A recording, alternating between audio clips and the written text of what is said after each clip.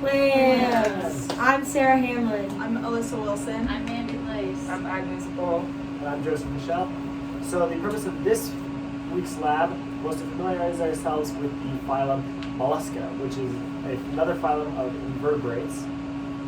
And the specific organism we looked at was the clam, which is a member of the class Mollusca. No, it's the bivalvular class, right? So that was the purpose of this week's lab. So there are 4 different classes when it comes to the kingdom of Mollusca.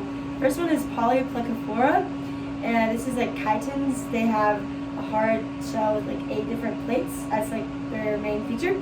And the next one is Gastropoda, and they're very diverse. Think like snails and slugs. They have like a mass or like hump of organs in a shell. Then next one is Cephalopoda. Think like octopus, squid, stuff like that.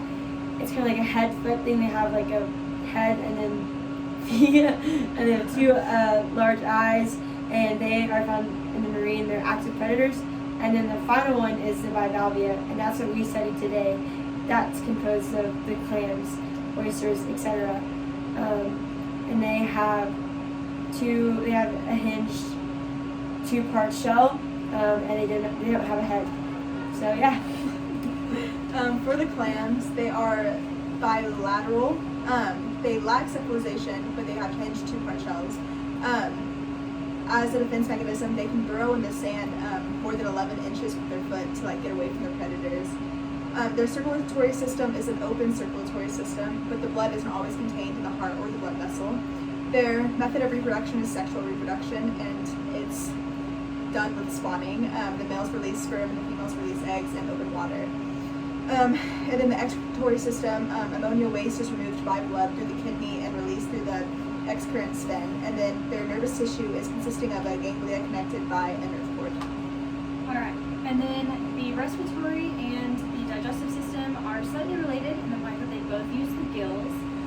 So as the water comes in and floats over the gills will absorb the oxygen from the water, and then the cilia, which are like little fibers on top of the gills, will trap food in a mucus and move it to the labia palps or flaps, which will then move the food to the mouth, and it will go through the digestive system, including things such as the intestine and stomach, and then it'll go out through the anus, which is inside of the excrement siphon, and then excess water, unwanted nutrients, other materials, and waste will all exit the clam through the excrement siphon. And so the freshwater clams have exoskeletons as opposed to the earthworms, which had hydroskeleton. The exoskeleton is kind of act like a protection, since the clams are kind of soft and like are inside the shell. So like the exoskeleton protects its organs and like other soft tissues.